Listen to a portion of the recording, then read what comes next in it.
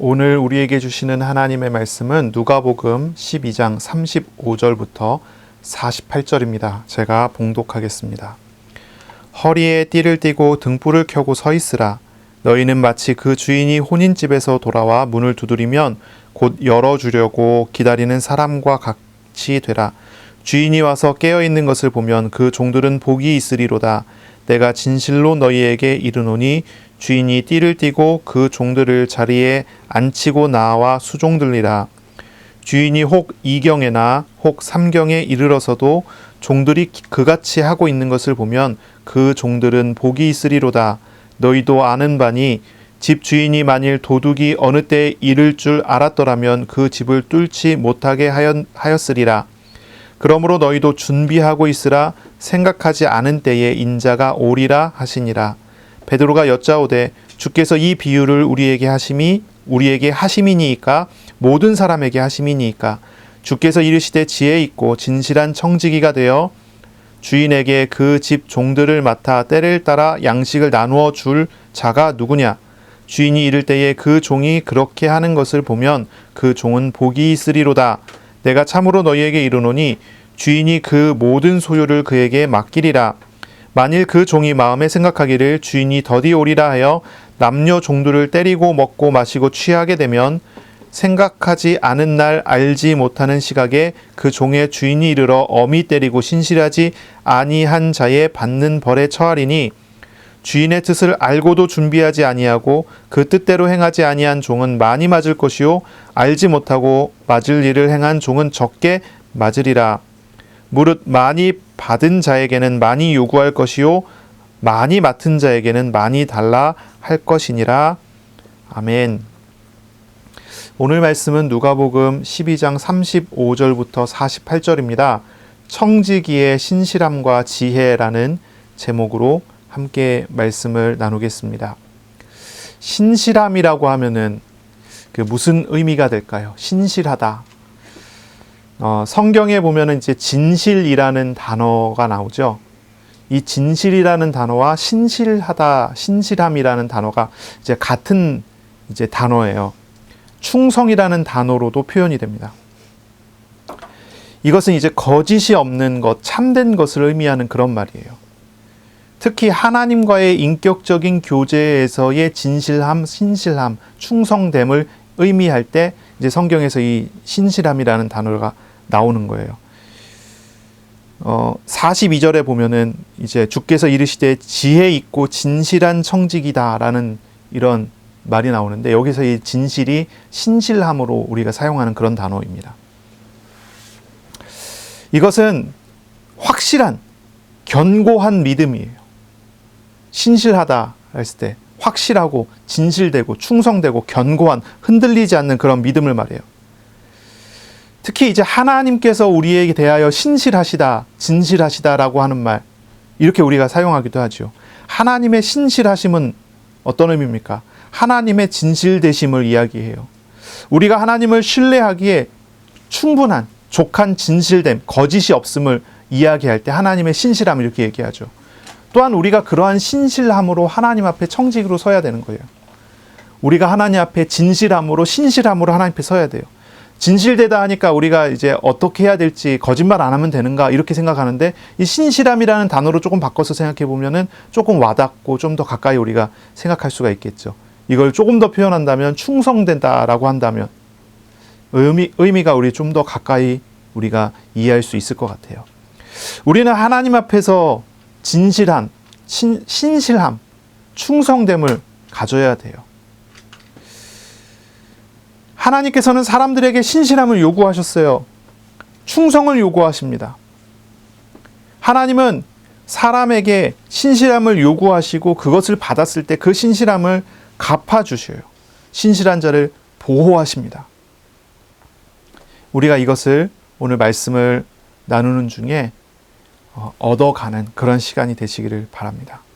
오늘 본문에 보면요, 예수님께서 이제 비유를 하십니다. 혼인잔치 집 다녀온 주인이 밤늦게 집에 돌아왔는데 그 종이 깨어 있을 때, 이 종을 맞아들일 때 이 종은 이 주인은 이 종을 복 준다 그래요. 복 주고 오히려 주인이 띠를 띠고 주인이 그 종을 섬겨준다라고 이야기해요. 주인이 섬김을 받으려 하는 것이 아니라 섬겨주려 한다는 거죠. 그래서 일반적인 비유는 아니에요. 이건 하나님의 나라의 비유고요. 하나님께서 하나님의 백성에게 찾아오실 때 그때 이 백성이 준비되어 있다면 이라고 하는 그런 가정이 될 수 있을 것 같아요. 이거는 한마디로 이제 종말론적인 신앙의 자세라고 우리가 이해를 할 수가 있어요. 종말론적인 신앙의 자세. 우리가 준비되지 않은 때에, 우리가 생각하지도 않은 때에 인자가 오리라. 이제 그리스도께서 재림에 오시는 그날.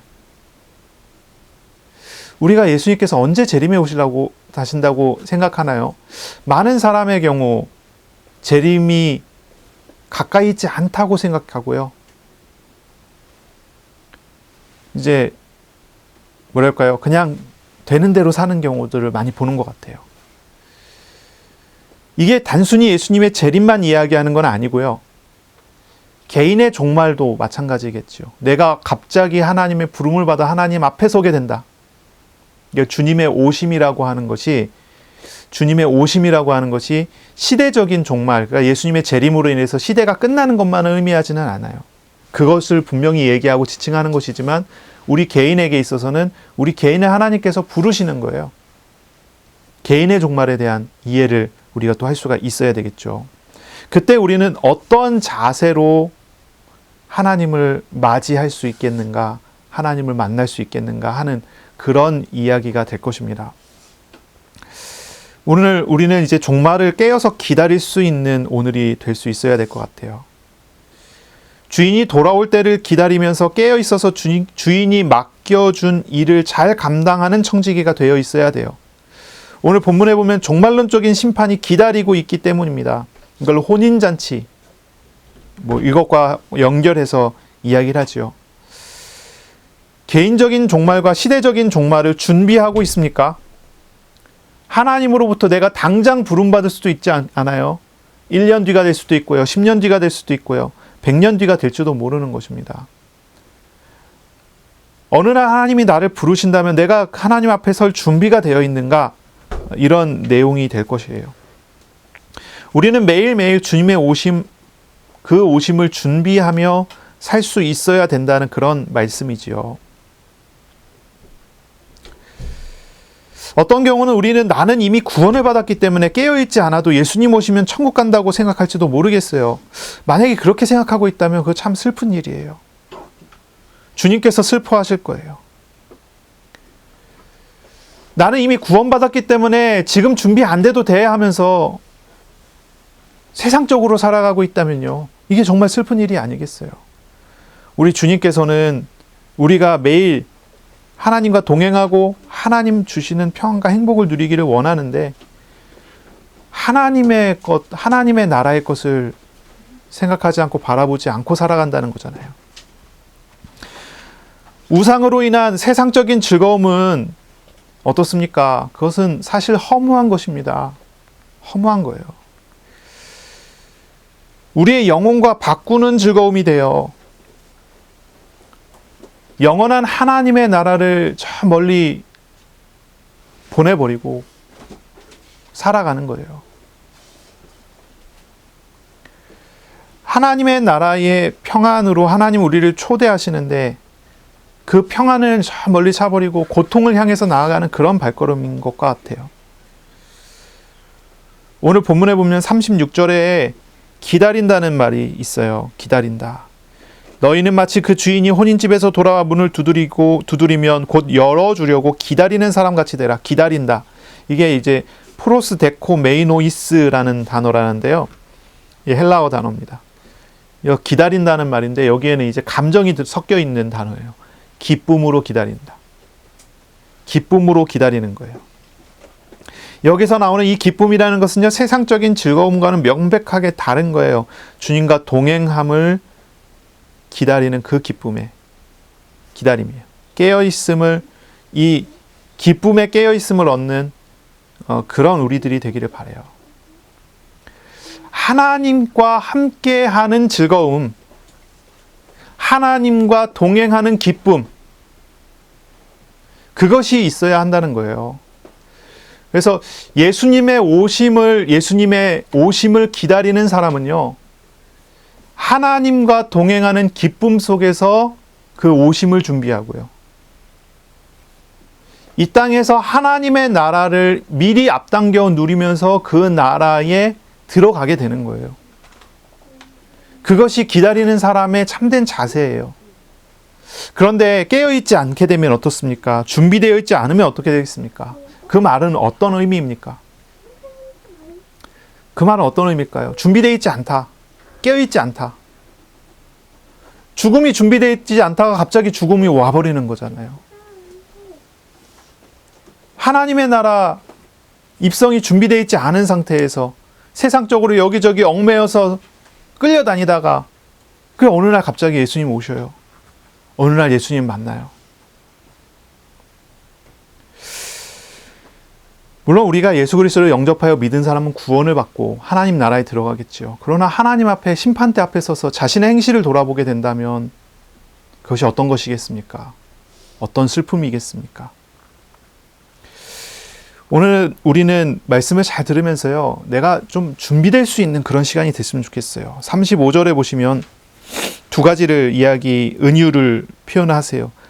허리에 띠를 띠라. 두 번째는 등불을 켜고 서 있으라. 이 두 가지 은유가 나오는데요.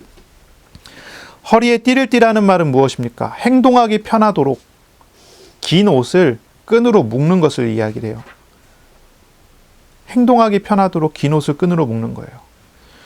6월절 날에 이스라엘은 무교병을 먹으라고 했고요. 또 허리를 동여매라고 했어요. 바로 그거예요. 허리에 띠를 띠는 것입니다. 6월절 날에 이스라엘은 그날 밤에 하나님의 심판이 찾아왔어요. 그날 밤에 하나님의 심판이 찾아왔어요. 집집마다 돌아다니면서 하나님의 천사가 집집마다 돌아다니면서 죄를 물으셨어요. 그날 밤이 심판의 날이었어요. 하나님께서 찾아오신 날이었어요. 죄인의 집안에 들어가서 장자는 죽었어요. 첫 새끼는 다 죽었어요.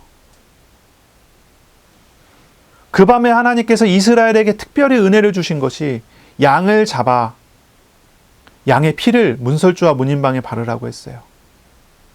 그 밤에 무교병을 구워서 먹으라고 했고 그 밤에 허리에 띠를 띠고 있으라고 얘기를 했어요. 임박한 심판이 다가오는 그 분위기, 그 환경입니다. 임박한 심판이 지금 다가오고 있는 것입니다. 그 죽음 앞에서 나는 무엇을 해야 될까요? 이스라엘은 무엇을 해야 될까요? 이스라엘이 반드시 해야 되는 것은 6월절 어린 양의 피를 바르는 것입니다. 그와 동시에 자세예요, 자세. 그 6월절 어린 양의 피를 바르고 임박한 심판을 기다리는 사람의 자세는 무엇입니까? 허리에 띠를 띠고 무교병을 먹는 것입니다. 우리가 바로 직전에 나눴었던 말씀에 바리새인의 누룩을 주의하라는 말씀이 있었어요. 지난주에요. 바리새인의 누룩을 주의하래요. 무교병을 먹어야 돼요. 이 메시지가 다 이어지는 말씀이에요. 다 이어지는 말씀이에요. 6월절이라고 하는 예수님께서 예루살렘으로 향하는 여행길이에요. 6월절 절기를 지키기 위해서 예수님께서 제자들과 함께 예루살렘을 향해 가셔요. 그 6월절의 절기에 어린 양을 잡아먹어야 되는데 예수님께서 스스로 어린 양으로 되셔서 많은 사람들의 죄에 대한 대속물이 되셔서 십자가에 죽으시기 위해 가세요. 그러면 예수님께서는 제자들에게 가르치시기를 누룩을 주의하라, 무교병을 먹으라. 또 하나는요, 허리에 띠를 띠라. 예수님의 십자가 죽음을 두고서 그 6월절 날에 이루어질 그 일을 두고서 예수님께서 제자들에게 두 가지 자세를 요구하신 거예요. 무교병을 먹으라는 거예요. 누룩을 섞지 말라는 거예요. 다른 것을 섞지 말라는 거예요. 변질되지 않게 하라는 거예요. 순수함을 지키라는 거예요. 신실함을 지키라는 거예요. 또 한 가지는요, 허리에 띠를 띠라는 거예요. 경각심을 가지라는 거예요. 준비하고 있으라는 거예요. 허리에 띠를 띠라는 얘기는요, 그날 밤에 당장 행동할 수 있는 자세를 가지고 있으라는 얘기예요. 물론 이 본문하고 좀 다른 본문이 되지만은 이제 예수님께서 종말에 대해서 설교하실 때, 예루살렘의 이제 종말에 대해서 설교하실 때, 설명하실 때 그런 얘기를 하세요. 준비하고 있다가요, 소식이 들리면요, 산으로 도망가라고 그랬어요. 지붕 위에 있다가도 산으로 도망가고, 겉옷도 챙기지 말고 도망가라고 했어요. 그렇게 하기 위한 준비는 허리에 띠를 띠라 라고 하는 그런 말이에요. 종말이 오고 있다는 거예요. 개인의 종말이 와요. 어느 날이 될지 몰라요. 당장 내일이 될 수 있어요. 오늘 밤이 될 수도 있어요. 물론 좀 길게 얘기한다면 30년, 50년 후가 될 수 있어요. 우리 어린아이 같은 경우는 100년 후가 될 수도 있겠죠. 그러나 몇 년 후가 될 줄 몰라요. 모르기 때문에 우리는 당장 오늘이라 생각하고 당장 내일이라 생각하고 오늘 나는 띠를 띠고 생활을 해나가야 돼요. 그것을 이야기하는 거예요. 그래서 당장의 죽음에 대한 이야기이면서도 우리가 어떻게 살아가야 되는가에 대한 이야기이기도 해요. 죽음을 늘 준비하고 있어야 된다는 얘기죠. 종말을 늘 준비하고 있어야 된다는 그런 얘기예요. 두 번째 은유는요, 등불을 켜놓으라는 얘기예요. 등불을 켜놔라. 근데 이 배경이 어떻습니까? 밤중이나 새벽중이에요. 어두울 때죠. 어두울 때. 예수님께서는 이 비유를 이야기하실 때 어두운 시절에 대해서, 어두운 시간에 대해서 배경을 두고서 설명을 하세요. 우리는 이 세상 속에서, 이 세대 중에서 살아가고 있는데요. 이 세대와 이 세상이 어두운 중에 있다는 것입니다. 이 세상의 어두움 세상, 그러나 이곳에서 빛 대신 예수께서 오셨고 그 빛으로서 제자들과 함께 하셔요. 제자들은 예수께서 빛이라는 것을 알게 됐죠. 제자들에게 얘기하기를 등불을 켜놔라. 등불을 켜고 서 있으라. 앉아 있는 것이 아닙니다. 누워 있는 것이 아닙니다. 서 있으라고 이야기합니다. 종말을 기다리는 사람은요, 허리에 띠를 띠고 서 있는 사람입니다. 서 있는 사람이에요. 앉아 있지 마세요. 누워 있지 마세요. 서 있어야 돼요. 어두운 그런 시간이기 때문에 어둡게 놔두지 마시고요. 등불을 켜고 있어요. 등불은 우리 예수님으로부터 우리에게 주어졌습니다. 그 밤에 우리는 불을 켜고 있어야 돼요. 어둠 속에서도 움직일 수 있는 준비가 돼 있어야 돼요. 신속하고 민첩하게 주님의 비추는 빛 아래서 준비되어 있어야 돼요. 제자들은요, 신실함이 준비되어 있어야 되고요. 주의 뜻에 귀를 기울이고 그 뜻을 실행할 수 있는, 준비될 수 있는 그런 자세들을 다 가지고 있어야 돼요. 왜 이렇게 해야 됩니까? 왜냐하면 끝이 다가오고 있기 때문이에요. 끝이 다가오고 있기 때문이에요. 우리 개인의 끝, 시대의 끝이요. 그것이 우리에게 다가왔기 때문입니다. 이것이 중요해요. 우리 어린이들 같은 경우나 청소년 같은 경우는요, 굉장히 미래의 지향적이라고 해야 될까요? 그런 것 같아요. 나는 죽지 않을 것 같다, 이런 생각해요. 다 멀리만 생각해요. 가까이 있지 않아요. 죽음이 그렇게 가까이 있지 않죠. 굉장히 멀리 있죠. 그러나 우리 어린이들도요, 이걸 기억해야 돼요. 내가 하나님 앞에 서게 될 것을 생각하고 오늘을 살아가야 된다는 거예요. 오늘은 괜찮아, 내일 준비하지, 이런 태도로 해서는 안 되는 거죠. 오늘 준비되지 않으면 안 돼요. 오늘 내가 준비해야 될 것은요, 신실함입니다. 오늘 내가 준비해야 될 것은요, 지혜입니다. 지혜와 신실함이 준비되어야 돼요. 자, 혼인잔치에서 돌아오는 주인을 밤중에 기다리면서 문을 열어주는 종처럼 잠들지 않고 깨어 있어야 돼요. 주인에 대하여 신실한 종이어야 돼요. 이런 신실함은요, 일반적으로 종의 당연한 섬김이지만 하나님께서는 이거를 기뻐하세요. 그래서 이것조차도, 이 당연한 것조차도 복을 주시는 하나님의 섬김으로 연결이 돼요.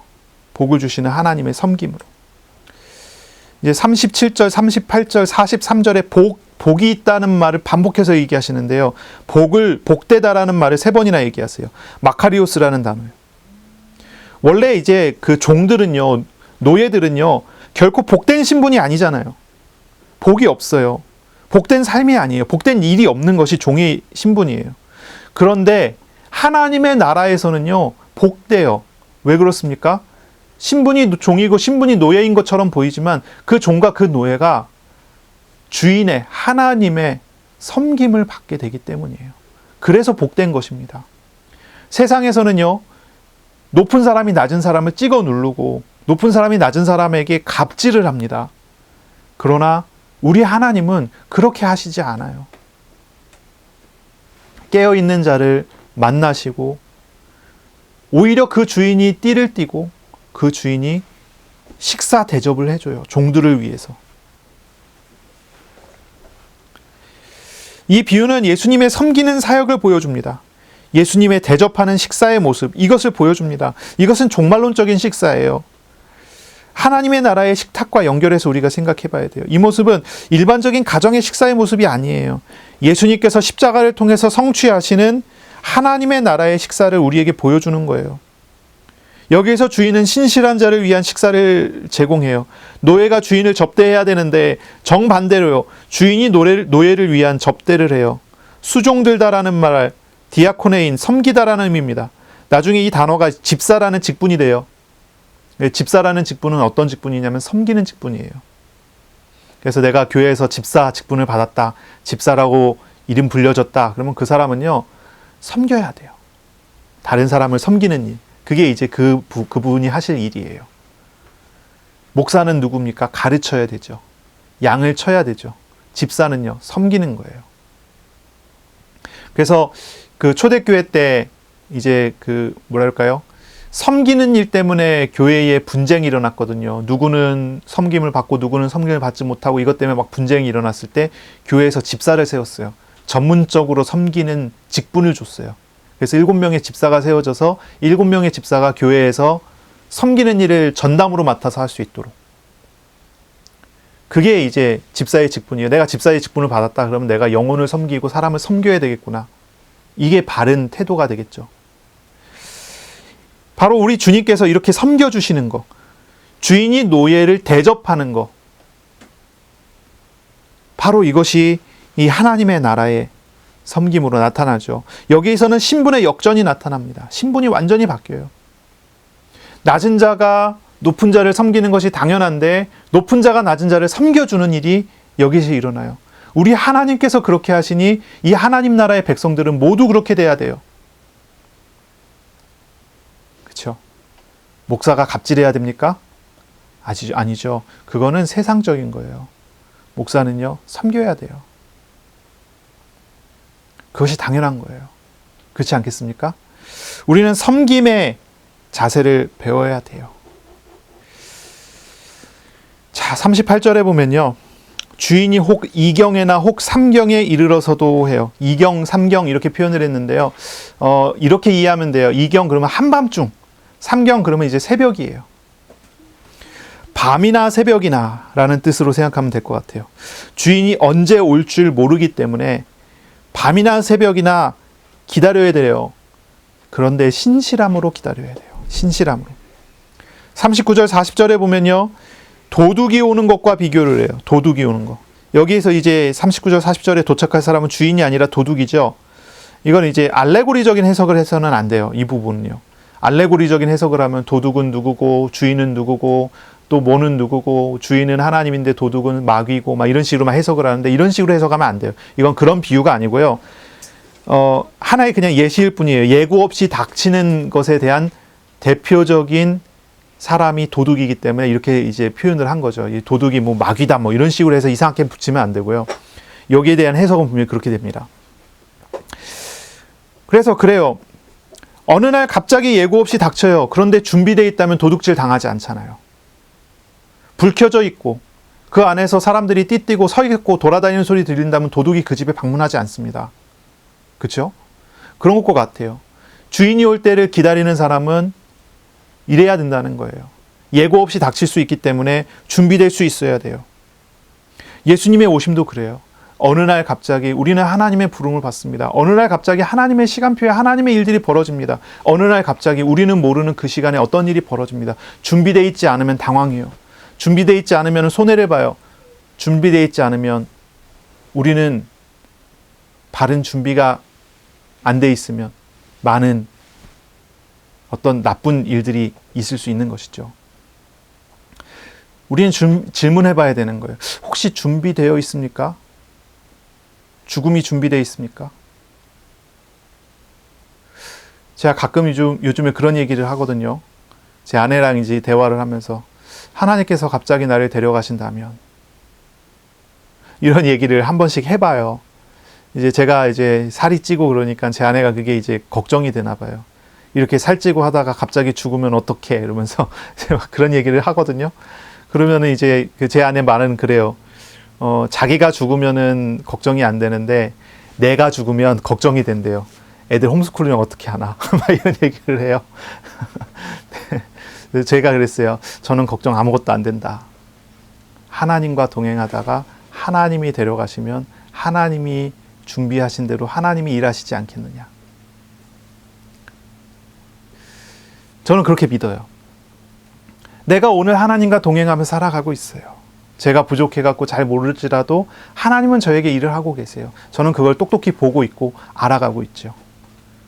하나님의 준비하심 속에서 살아가고 있어요. 하나님의 준비하심 속에 인도받고 있어요. 어느 날 하나님이 저를 부르신다면 하나님의 준비 속에 있을 거예요. 저는 그걸 믿어요. 언제나 신실하신 하나님을 믿어요. 그래서 저도 하나님 앞에 신실할 수 있어요. 충성할 수 있어요. 부르시면 감사하고 가겠습니다. 여러분, 이런 준비가 돼 있습니까? 정말 우리는 무엇을 준비해야 됩니까? 믿음을 준비해야 됩니다. 믿음이 준비돼야 돼요. 신실함이 준비돼야 돼요. 허리에 띠를 떼라. 등불을 높이 들어라. 등불 들고 서 있어라. 이거는요, 여러 가지를 이야기하는 것 같이 보이지만 다 사실은 한 가지입니다. 신실함을 이야기해요. 종은 주인을 기다리며 신실해야 돼요. 진실돼야 돼요. 충성돼야 돼요. 우리 하나님께서 우리에게 그렇게 하시니 우리도 하나님 앞에 그렇게 돼야 돼요. 얼마나 신실하신 주인입니까? 주인이 와서 기다리는 종에게 주인이 띠를 띠고 주인이 식사를 대접을 해요. 얼마나 신실하신 주인입니까? 얼마나 충성된 주인입니까? 지금 표현이 되게 이상하죠. 주인이 충성하는 게 아닌데 주인은 충성되게 일을 하세요. 우리에게 요구되는 것은 한 가지예요. 신실함. 다른 말로 믿음. 믿음이 요구돼요. 여러분, 믿음이 있습니까? 하나님에 대한 믿음이 있습니까? 하나님을 정말로 믿습니까? 여기 준비하라고 한다고 막 자기가 뭔가를 막 준비하려고 하는 사람들이 있어요. 근데 내가 준비가 되는 것입니까? 내가 준비해야 되는 것입니까? 아니죠. 우리 하나님이 준비하시는 것을 믿는 믿음. 이게 중요해요. 믿느냐 믿지 않느냐는 얘기예요. 이 믿음은요, 한 번 믿고 마는 그런 것이 아니에요. 한 번 믿고 마는 그런 것이 아니라 지속적인 믿음이에요. 이 과제, 문제는 지속입니다. 하나님이 요구하시는 것도 지속이에요. 지속입니다. 우리가 때때로 응답을 많이 받잖아요. 때때로 경험을 하잖아요. 하나님이 살아계시구나. 하나님이 역사하시는구나. 하나님이 은혜 주시는구나. 우리가 하나님 경험을 해요. 때때로. 그러나 그것이 때때로가 아니라 항상 언제나 지속되느냐는 거예요. 우리 주님께서는 제자들에게 그걸 이야기하는 거예요. 너희가 이런 기적도 경험했고 저런 기적도 경험했고 그런데 너희 그 믿음이 지속되어야 된다는 거예요. 그게 지속되고 있느냐라는 질문이에요. 문제는 이거예요. 지속입니다. 그래서 이렇게 말씀하시는 거예요. 2경이나 3경이나 밤이나 새벽이나 깨어 있을 수 있느냐? 밤이나 새벽이나 준비되어 있을 수 있느냐? 준비되어야 한다는 거예요. 왜냐하면 종말은 우리가 알지 못하는 때에 오기 때문이에요. 우리는 항상 믿음으로 살아가져야 되는 그런 사람이어야 되는 거예요. 근데 신앙생활하는 사람 만나서 대화해보면요. 응답 안 받아본 사람이 어디 있습니까? 기적이 안 일어나 본 사람이 얼마나 있습니까? 사람들이 왜 하나님 앞에 예배드리고 왜 신앙생활하고 왜 교회 다니고 하겠어요? 하나님은 그래도 경험했고 하나님은 그래도 만났으니까 신앙생활 하잖아요. 문제는 뭐냐면은 그게 1년에 한 번, 그게 5년에 한 번, 그게 10년에 한 번이라는 게 문제죠. 문제는 그거예요. 왜 하나님 함께하는 삶을 지속하지 못합니까? 왜 계속되지 못합니까? 한 번 경험은 되지만, 2번 경험은 되지만 그게 잘 안 돼요. 어떤 사람들이 사이클을 타요. 막 주기가 와요. 어느 날은 은혜가 됐다가 어느 날은 막 무너졌다가 어느 날 또 은혜가 됐다가 왜 그렇습니까? 왜 지속이 안 됩니까? 왜 신실함이 되지 않느냐? 그런 이야기죠. 물론 우리가 연약한 육신을 가지고 있기 때문이겠습니다. 죄된 본성과 진실할 수 없는 타락된 본성의 육체를 가지고 있기 때문에 우리가 신실함을 유지하는 게 쉽지 않은 일이기는 하죠. 사실 신실함을 유지하는 게 거의 불가능하기는 합니다. 그러나 우리가 우리 자신을 보지 않고 실상을 보게 된다면 그 이야기는 또 달라져요. 실상을 보게 되면 달라져요. 내 영혼을 내가 붙잡고 있다면 잘 안 될 거예요. 그런데 내 영혼을 붙들고 일하시는 하나님을 실제로 보게 된다면 나 자신을 하나님께 온전히 맡겨버리고 주님의 인도를 받게 돼요. 그때 우리는 지속의 비밀이 그 안에 있다는 거죠. 그때 지속될 수 있다는 거죠. 나의 영혼을 붙드신 분이 하나님이시라면 나를 내려놓고 하나님께 맡기게 된다면 되어지게 되는 거예요. 내가 하지 않고 하나님께서 행하시도록 하는 것. 그것이 우리가 믿음으로 살아가는, 지속하는, 신실함을 유지하는 방법입니다. 우리 마음에 오신 하나님은요, 우리의 길에 동행하시고 일하시는 하나님이십니다. 우리의 연약함을 보고 말할 수 없는 탄식으로 우리를 위하여 간구하시는 하나님이세요. 하나님은 우리가 연약하여 할 수 없는 것들을 행하시는 하나님이세요. 만일 우리가 하나님과 인격적으로 교제해 나아가는 삶을 산다면, 다시 말해서 우리가 인격적으로 하나님의 마음을 배우고 하나님의 의지를 알아가고 나를 하나님께 온전히 내어드리는 삶을 산다면 우리의 삶은 하나님의 도우심 안에서 아주 쉬워져요. 깨어 있어야지 해갖고 그때부터 시작해갖고 24시간 하나님만 생각하자 해갖고 정신 집중을 하면서 살아간다면 금방 지치고 말아요. 어떤 사람은 굉장히 지혜롭게, 이게 지혜는 아니지만 하여튼 막 계산적으로 막 여러 가지 계산을 해내갖고 지치지 않고 하나님만 바라보고 살기라는 어떤 그런 습관과 삶의 태도와 프로그램을 만들어서 거기에 나를 집어넣어서 막 돌린다 하도 그것이 지치는 게 조금 늦어질 뿐이지 지치지 않는 게 아니에요. 제가 그렇게 해봤어요. 24시간 기도 해봤어요. 한순간도 하나님 잊어버리지 않고 하나님만 생각하고 살아가게 해봤어요.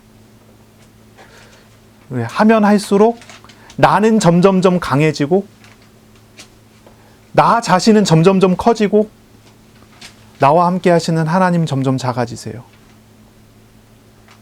신앙생활이 되면 될수록 내가 몰아가면 몰아갈수록 내가 프로그램을 만들어 그 안에서 나를 막 프로그램 안에서 떠나지 않고 나 자신이 그 안에서 움직여지도록 몰아가고 만들어 놓고 움직여지면 움직여질수록 나는 점점 커지는데 하나님은 점점 작아져요.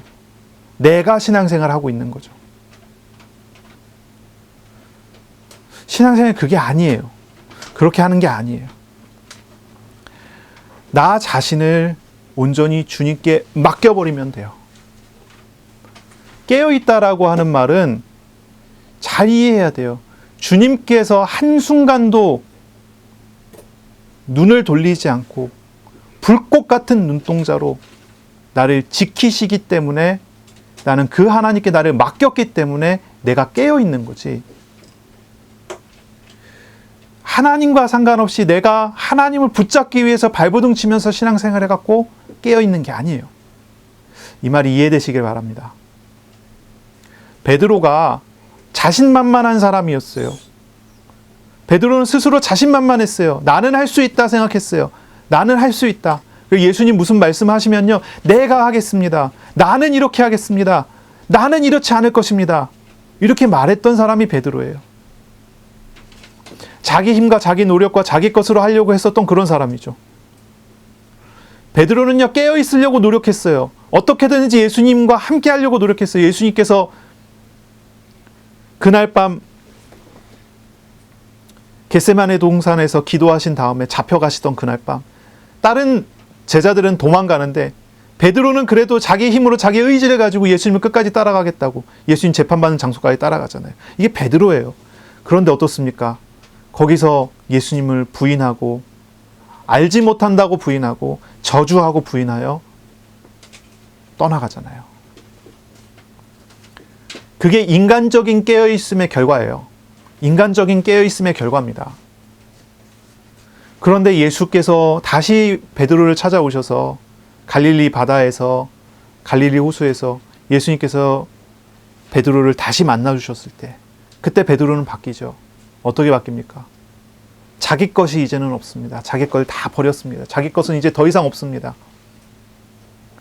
그럼에도 불구하고 다시 찾아오신 신실하신 예수님을 바라보고 예수님께 다 맡깁니다. 베드로야, 너가 나를 사랑하느냐? 라고 했을 때 내가 주를 사랑합니다 라고 대답하지 않습니다. 내가 주를 사랑하는지는 주께서 아십니다. 주님께 맡깁니다. 자기 생각과 자기 의지와 자기 영혼이 주님의 것이라고 고백하는 겁니다. 그런 표현이 나옵니다. 주님께 맡깁니다. 내 양을 먹이라, 내 양을 치라, 내 양을 먹이라. 주님의 말씀을 듣습니다. 그러나 그 모든 것이 자기 의지를 되지 않아요. 예수님께서 말씀하시기를 너가 젊어서는 띠뛰고 너가 원하는 대로 갔지만, 베드로는요 자기가 원하는 곳을 가기 위해서 띠뛰었어요. 허리띠를 떴다고요. 허리를 동여맸단 말이죠. 그러나 이제부터는 그렇지 않는다고 얘기해요. 이제부터는 그렇지 않아요. 베드로가 원하는 곳을 가는 것이 아닙니다. 하나님이 원하는 곳에 베드로가 있게 됩니다. 하나님이 원하는 곳에 베드로가 가게 됩니다.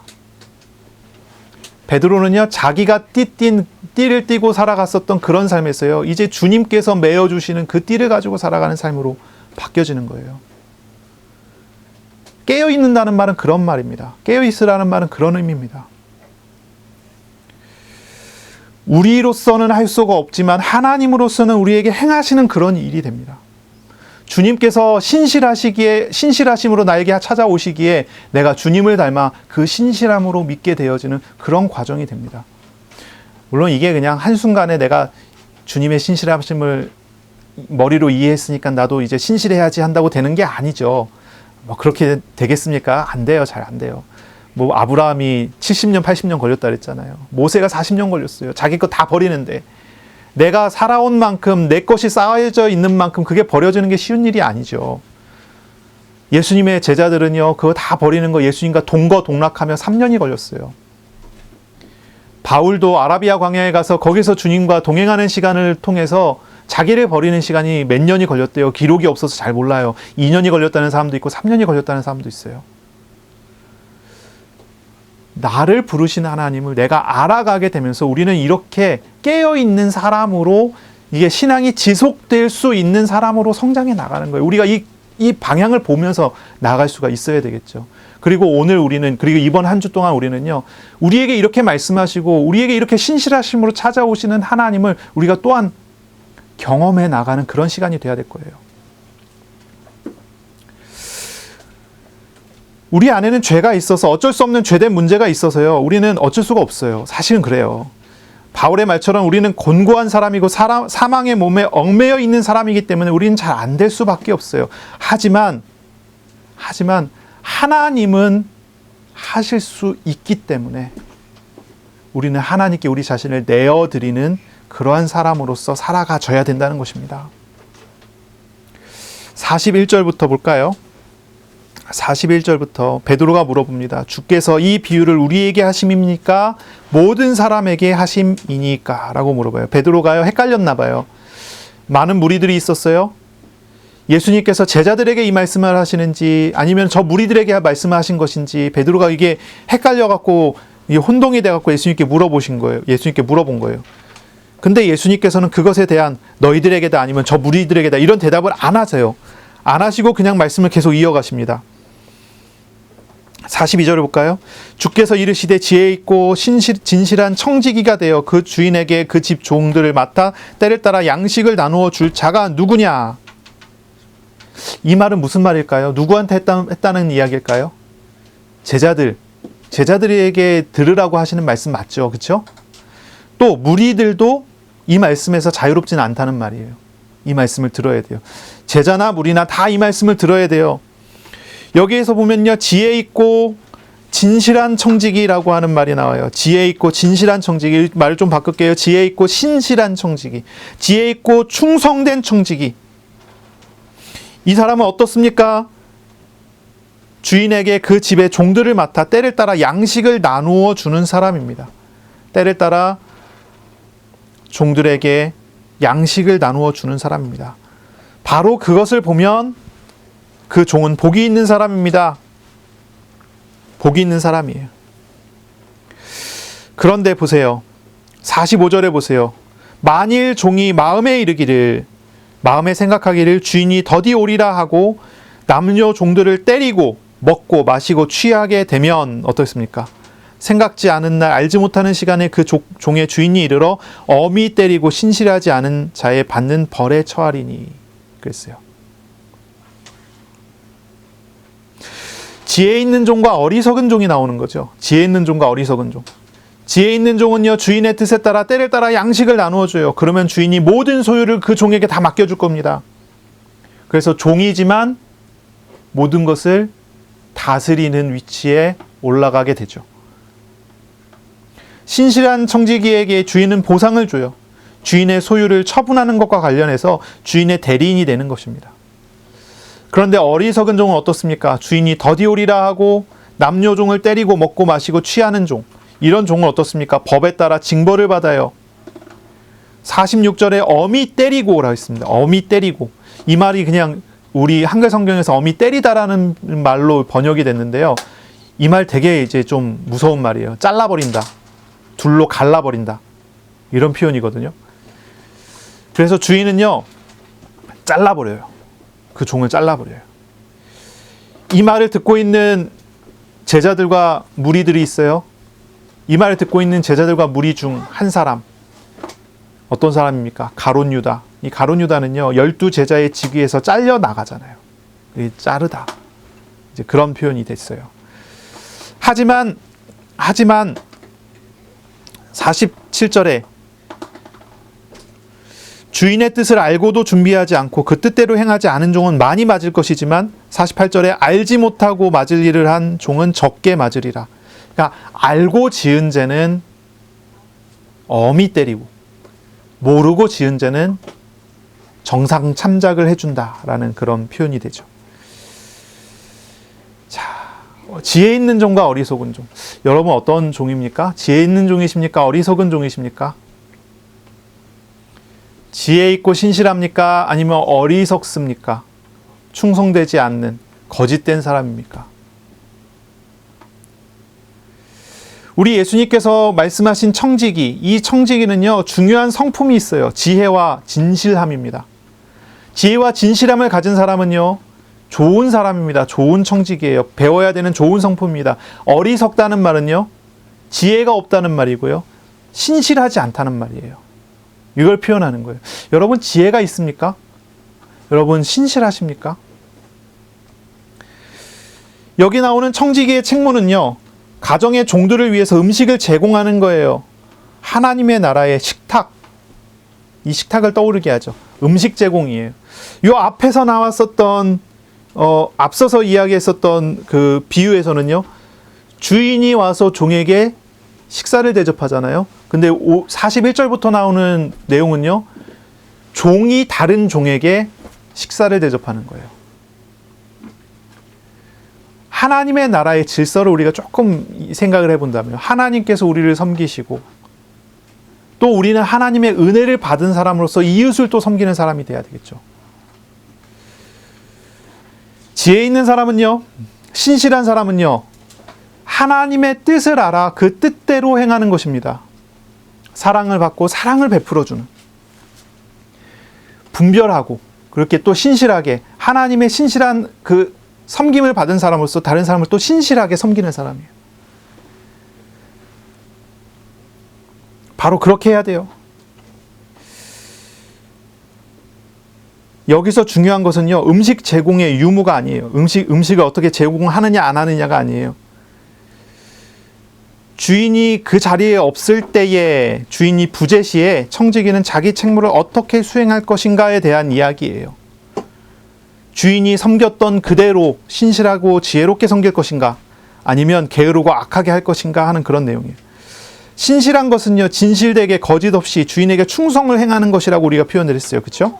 신실할 수 있는 것은, 주인에게 충성될 수 있는 것은 주인을 신뢰할 수 있기 때문이고, 주인에게 모든 것을 맡길 수 있는 믿음이 있기 때문에 신뢰하게 되죠. 사람들은 하나님을 잘 신뢰하지 못하는 경우가 있어요. 왜 신뢰하지 못할까요? 하나님을 충분히 알지 못했기 때문에, 하나님을 경험하지 못해서, 하나님의 마음이 무엇인지 알지 못해서가 아닐까요? 하나님의 신실하심을 경험한다면, 하나님을 인격적으로 안다면 하나님께 진실된 충성을 드릴 수 있습니다. 그런데 하나님을 그렇게 경험할 수가 없고 경험하지 못했다면 그 신실함은 얻을 수가 없는 거죠. 창세기 22장의 아브라함의 충성을 생각해 보세요. 아브라함은 오랜 시간 하나님과의 만남을 통해서 하나님 말씀에 충성할 수 있었어요. 신실할 수 있었어요. 하나님이 아브라함을 처음에 부르자마자 내가 너에게 독자 아들을 줄 것인데 받으면 바로 나에게 바쳐. 그러면 아브라함이 바칠 수 있었을까요? 자기 몸의 안전을 위해서 사랑하는 자기 아내도 팔아먹는 사람이었잖아요. 아브라함이요. 하나님을 못 믿어서. 그런데 나중에 보세요. 창세기 22장에 하나님이 아브라함 보고 이삭 바쳐라. 아무 말도 없이 아침 일찍 거리낌 없이 아들을 데리고 산으로 갔어요. 거기서 칼을 들어요. 그게 아브라함이에요. 어떻게 그런 신실한 그런 충성됨이 나올 수 있어요? 그런 믿음이 어떻게 나올 수 있어요? 하나님을 알아갔기 때문에, 하나님을 경험해 나갔기 때문에. 제자를 예수님 부르시고 제자들과 동행하시고 이제 예루살렘 길에 오르시면서 예수님은 제자들에게 믿음에 대한 이야기를 계속하세요. 믿음에 대한 이야기를 하세요. 처음 예수님을 알고 처음 예수님 따라왔을 때는 뭘 몰라요. 그때는 데리고 다니면서요, 하나님 나라의 표적을 계속 보여줬어요. 그러다가 이제 제자들이 알아갔잖아요. 이제 알게 됐잖아요. 예수님께 신앙 고백을 하잖아요. 주는 그리스도시요 살아계신 하나님의 아들이십니다. 막 고백하잖아요. 영생의 말씀이 여기 있으니 우리가 어디를 가겠습니까? 이런 고백을 하잖아요. 베드로가요.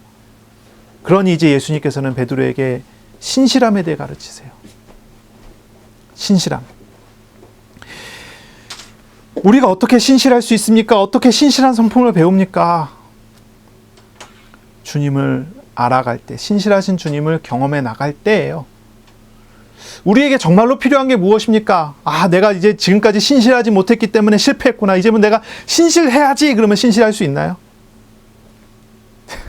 그게 아니죠. 그렇지 않아요. 나에게 오신 하나님을 인격적으로 매일매일 알아가면서 이것은 쌓아져 가고 세워져 가는 거예요.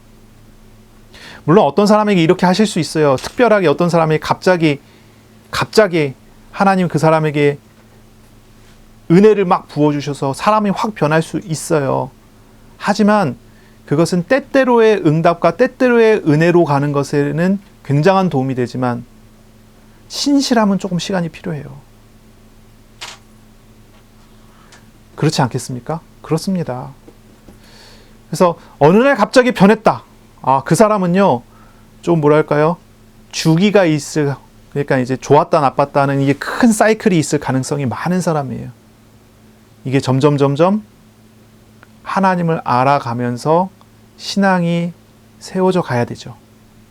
근데 이제 어느 날 갑자기 큰 은혜를 받았다 하지 않는 사람은, 잘 변하지 않고 막 언제나 좀 우직하게 가는 사람은요, 이제 시간이 가면서 점점 또한 하나님을 알아가면서 또 세워져 가야 되겠죠. 사람마다 이제 조금씩 차이는 있을 수 있겠습니다. 이 신실함을 얻어가시기를 바랍니다. 하나님을 더욱 알아갈 수 있도록 하나님을 알아가는데 우리의 마음을, 우리의 기도를, 우리의 삶을 쏟아내는 그런 주간이 되시기를 바랍니다. 깨어있는 것은 거기에 집중하는 것입니다. 두 번째입니다. 우리가 청지기로서 배워야 될 성품이 두 가지라 그랬죠. 신실함 그리고 지혜입니다. 두 번째는 지혜입니다. 지혜롭다는 말은 무슨 말입니까? 분별과 관련된 단어입니다. 분별. 지혜로운 청지기는 주인의 뜻을 바르게 분별하는 것입니다. 분별하는 거예요. 주님의 마음과 의지를 알고 순종하는 것이 지혜입니다. 하나님의 마음이 어디에 있는지를 알고 거기에 내 마음을 두고, 하나님의 뜻이 어디 있는지 알고 거기에 내 뜻을 두는 것이 지혜예요. 지혜롭다고 해서 문제를 잘 푸는 게 지혜라고 생각하지만 그렇지 않습니다. 문제를 잘 푸는 건 지혜라고 하지 않습니다. 그냥 똑똑한 겁니다. 그렇죠? 지혜로운 것은요, 하나님의 뜻을 분별해내서 그 뜻에 따라가는 것입니다. 그게 지혜로운 거예요. 하나님께서 이쪽으로 가라 하면 이쪽으로 가는 게 지혜예요. 어리석어 보여도. 하나님이 여기 서 있어라 그러면 거기 서 있는 게 지혜예요. 어리석어 보여도. 이것을 우리가 알아야 돼요. 하나님의 뜻을 찾고 하나님의 시간표를 찾고 거기에 머물러 있는 것도 지혜예요. 그리고 주님의 시간표에 따라 가는 것도 지혜예요. 때때로 저는 어떤 사람들로부터 미련하다는 말을 들을 때가 있어요. 왜냐하면 저는 잘 안 움직이거든요.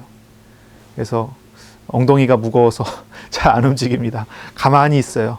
옆에서 보였을 때는 답답해 보일 수도 있어요. 아니 뭐 공부도 했고 그만큼 했고 뭐도 했고 그러면 좀 움직여야지. 저는 그냥 가만히 있습니다. 하나님 가라고 하면 갈게요. 멈추라고 하면 멈출게요. 하나님 지금 나에게 이거 맡겼으니 난 여기에 있을 겁니다. 어리석은 것처럼 보이지만 저는 이게 지혜라고 믿습니다. 저는 지금까지 이렇게 살아왔어요. 그리고 지금까지 하나님 이렇게 인도해 오셨어요. 여러분 어떻습니까? 조급해하지 마시고요. 또 게으르지도 마시고요. 하나님의 뜻을 분별하는데 마음을 두시기 바랍니다. 그것이 우리의 기쁨으로 나와야 합니다. 큰 차가, 넓은 집이, 좋은 교통이 좋아 보이지만 그것을 찾아가는 것이 지혜라고 하진 않습니다. 지혜는 하나님의 뜻이 지금 나에게 어디 있는가를 발견하는 것입니다. 그러면 조금 불편해도 하나님 안에서 하나님과 동행하는 기쁨이 그 안에 있습니다. 이것을 찾아가시기를 바랍니다. 하나님의 지혜는 사실 우리의 생각과 판단하고는 전혀 다른 고차원적인 그런 데 있는 것입니다. 그래서 우리가 사실 하나님의 지혜, 하나님의 뜻을 바로 알아내고 그 뜻을 온전히 이해하는 것은 어렵습니다. 사실 그래요. 하지만 하나님께서 나에게 가르쳐 주는 만큼은 내가 이해할 수 없을지라도 거기에 서 있어야 합니다. 그것을 따라갈 수 있어야 합니다. 당장은 알 수 없지만 시간이 지난 다음에는요, 일의 진행을 확인하고 이것이 하나님의 뜻이었구나라고 발견할 수 있는 그런 많은 것들을 우리는 볼 수가 있을 것입니다. 한번 생각해 보세요. 요셉이 노예로 팔려간 거. 거기서 요셉이 노예 생활하는 게 지혜일까요? 아니면 거기 있는 노예들을 데리고 쿠데타를 일으키는 게 지혜일까요? 똑똑한 사람일수록 노예 생활에 충성하겠습니까? 아니면 노예에서 빠져나오기 위한 다른 방법들을 찾아가겠습니까? 자기 신분을 상승시키기 위한. 그런데요, 요셉은 노예 생활하는 게 지혜예요. 왜냐하면 거기에 하나님의 뜻이 있으니까요. 그래서 요셉은 거기서 하나님께 충성하여 노예 생활을 정말 열심히 잘했던 거예요. 그 주인이 요셉을 보고 너는 믿음직스럽다. 너는 너의 신실함, 너의 진실함, 너의 충성됨은 내가 인정한다 해서 보디발 장군이 자신의 모든 재산을 다 맡길 정도예요. 뭐가 지혜입니까? 이 지혜와 분별은, 이 분별과 신실함은 사실 떨어뜨려 놓을 수 없어요. 이거 생각해야 돼요. 내가 너무 지금 힘들고 어려워요. 그럴 수 있어요. 막 시험에 들기도 하고, 막 어려움에 들기도 하고, 막 우울증과 막 이런 게 막 찾아올 정도로 내가 너무 고통스러울 수 있어요. 거기에 머물러 있는 게 지혜겠습니까? 아니면 거기서 빠져나오기 위해서 발버둥 치는 게 지혜이겠습니까? 둘 다 지혜가 아니에요. 지혜는 어디에 있어요? 거기에 대한 하나님의 뜻을 찾고 하나님의 뜻이 발견된다면 거기에 충성하는 게 지혜예요. 나오라고 하면 빨리 나와야 되고요. 거기 있으라 그러면 거기서 하나님과 동행하며 하나님께서 주시는 도움을 받아가면서 거기 있는 거예요. 그게 지혜로운 거예요. 그래서 우리의 행동에 따라 달라지는 게 아니란 말이죠.